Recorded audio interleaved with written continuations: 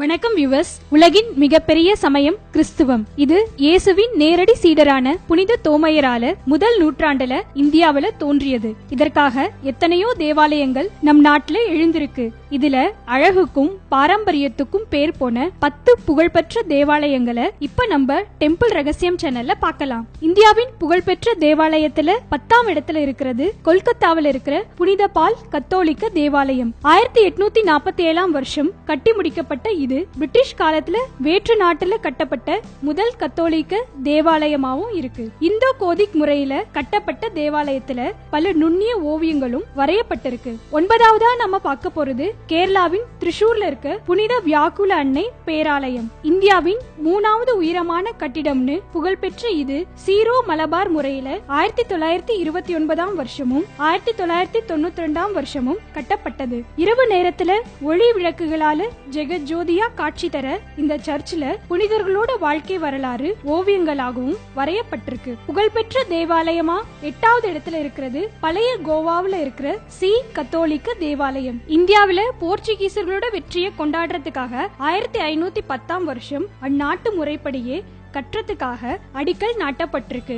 தேவாலயத்துக்கு உள்ள இருக்கிற சிலுவை இயேசு கிறிஸ்துவோட அருளால 1919ஆம் வருஷத்திலிருந்து அதிசயத்தக்க முறையில வளர்றதாகவும் இங்க இருக்கிறவங்க சொல்றாங்க. 7ஆவதா நம்ம லிஸ்ட்ல இருக்கிறது சத்தீஸ்கர்ல இருக்கிற புனித அன்னை ரோசரி கத்தோலிக்க தேவாலயம். குங்குரி நகரத்துல இருக்கிற இது ஒரே சமயத்துல 10,000 பக்தர்களை உட்கார வைக்கிற அளவுக்கு இந்தியாவின் மிகப்பெரிய தேவாலயமாவும் இருக்கு. உள்ளூர் வாசிகளோட பராமரிப்புல இருக்கிற இந்த தேவாலயம் 1979ஆம் வருஷம் கட்டி முடிக்கப்பட்டது குறிப்பிடத்தக்கது.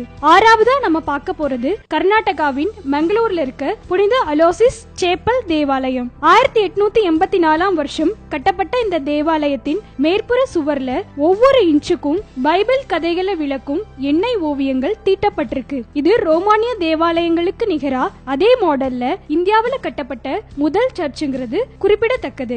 இந்தியாவின் புகழ்பெற்ற தேவாலயமா 5வது இடத்துல இருக்கிறது தமிழகத்தின் வேளாங்கண்ணியில இருக்கிற புனித ஆரோக்கிய அன்னை திருத்தலம். 16ஆம் நூற்றாண்டுல கட்டப்பட்ட இது எல்லா மதத்தினரும் வந்து போகும் இடமாகவும் இருக்கு. இங்க யார் ஒருத்தர் அன்னை மேரி முன்னால மெழுகுவர்த்தி ஏற்றி வழிபடுறாங்களோ அவங்களோட குறை நிச்சயமா தீருதுன்னு நம்புறாங்க. இதுக்காகவே இங்க விசேஷமா இதய வடிவிலையும் நுரையீரல் வடிவிலையும் கூட மெழுகுவர்த்திகள் கிடைக்குது.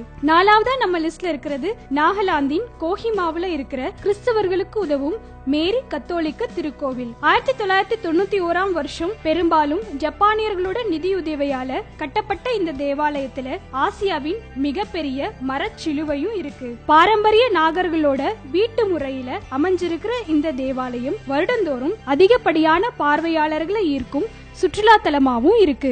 அடுத்து 3வது புகழ்பெற்ற தேவாலயமா நம்ம பார்க்க போறது தெலுங்கானாவின் மெடாக்ல இருக்கிற கத்தோலிக்க தேவாலயம். 1924ஆம் வருஷம் நிறுவப்பட்ட இந்த கோயிலின் கண்ணாடி ஜன்னல்கள்ல இயேசு கிறிஸ்துவோட வாழ்க்கை வரலாறு தத்ரூபமா வரையப்பட்டிருக்கு. இது வாட்டிகன் தேவாலயத்துக்கு அடுத்தபடியா ஆசியாவின் மிகப்பெரிய மறை மாவட்டத்தையும் கொண்டிருக்கு. புகழ்பெற்ற தேவாலயங்களின் பட்டியல்ல 2வது இடத்தை பிடிச்சிருக்கிறது பழைய கோவாவில் இருக்கிற குழந்தை இயேசு பெருங்கோவில். உலக பாரம்பரிய சின்னமா யுனெஸ்கோவின் பட்டியல்ல இடம் பெற்றிருக்கிற இது 1605ஆம் வருஷம் கட்டி முடிக்கப்பட்டிருக்கு.